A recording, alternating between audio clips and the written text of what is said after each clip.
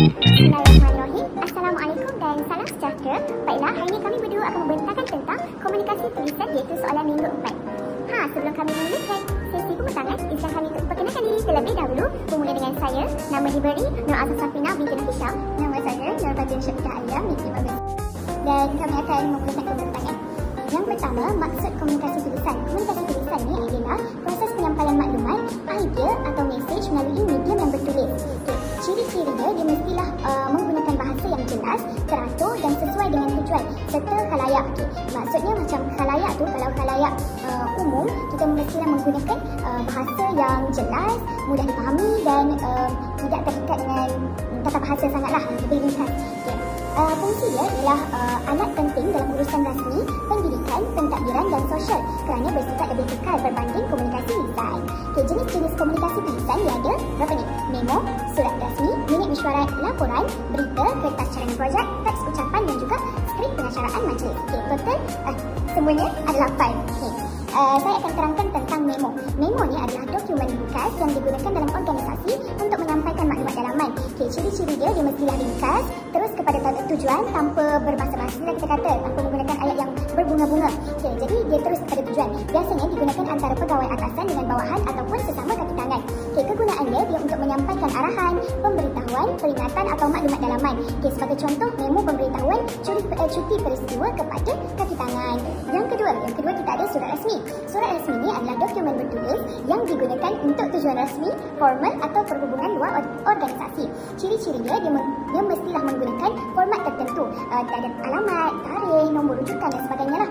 Kita mesti menggunakan bahasa formal dan sopan serta ditandatangani oleh pihak tertentu.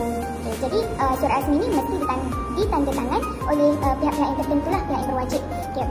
Kegunaannya untuk urusan pentadbiran, permohonan, aduan, pelawaan atau komunikasi rasmi antara individu dengan organisasi. Sebagai contoh, surat permohonan cuti tanpa gaji, surat tawaran pekerjaan dan lain-lain. Minit mesyuarat. Yang ketiga adalah minit mesyuarat. Minit mesyuarat ini merupakan rekod bertulis tentang perjalanan dan keputusan mesyuarat. Macam butiran mesyuarat dari segi tarikh, masa, tempat, kehadiran dan sebagainya. Dia juga mesti ada perbincangan serta keputusan mesyuarat tersebut. Kegunaan dia adalah sebagai bukti, rujukan dan juga panduan tindakan selepas mesyuarat. Contoh, minit mesyuarat jawatan kuasa kurikulum sekolah.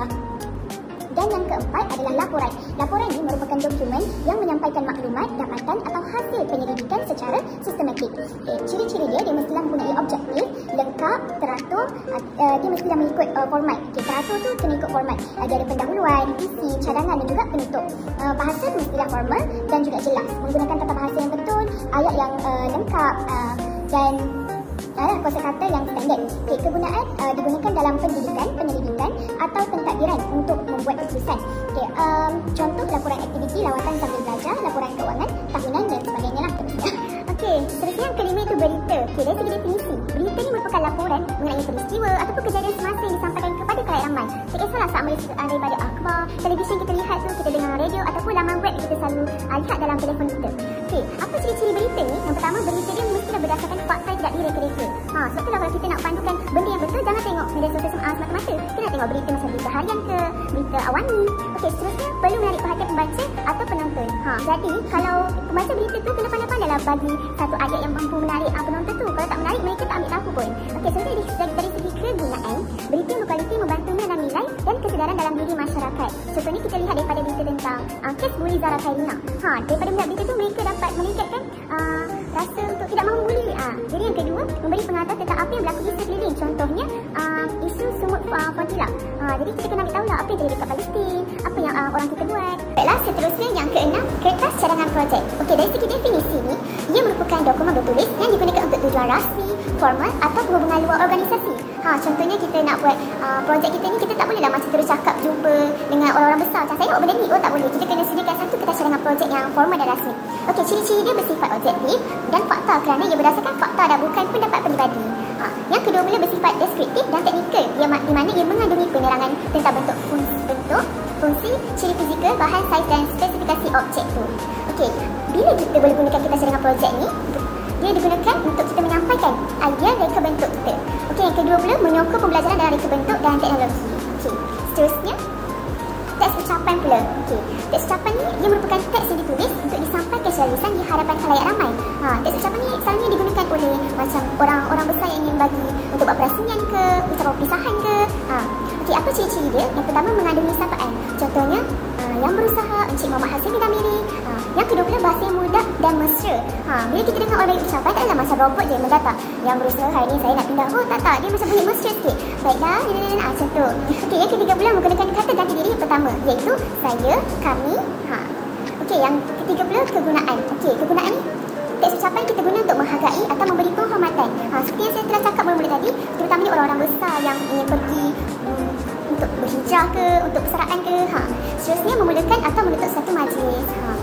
Baiklah, yang terakhir sekali, skrip pengacaraan majlis. Okey, dari segi definisi, ia merupakan teks atau panduan bertulis yang disediakan, digunakan oleh pengacara majlis bagi mengendalikan satu majlis atau program. Jadi, untuk seorang pengacara majlis kita perlu menggunakan bahasa yang formal tapi lebih sopan santun dan lebih mesra. Okey, ciri-ciri dia mengandungi sapaan kepada tamu kehormat seperti yang berbahagia, tuan pengurusi majlis. Yang kedua pula, nada mesra dan profesional supaya audiens selesa dan terhibur. Ini pun sama juga. Dia tak boleh bunyi mendata macam robot. Dia kena mesra. Okey, seterusnya kegunaan. Di mana skrip pengacaraan majlis ni kita gunakan untuk mencerminkan profesionalisme majlis tu. Yang kedua pula, memastikan kelancaran majlis. Kalau tiada skrip pengacaraan majlis ni tak mampu bergerak dengan lebih lancar. Okey, sekian saja daripada kami. Terima kasih.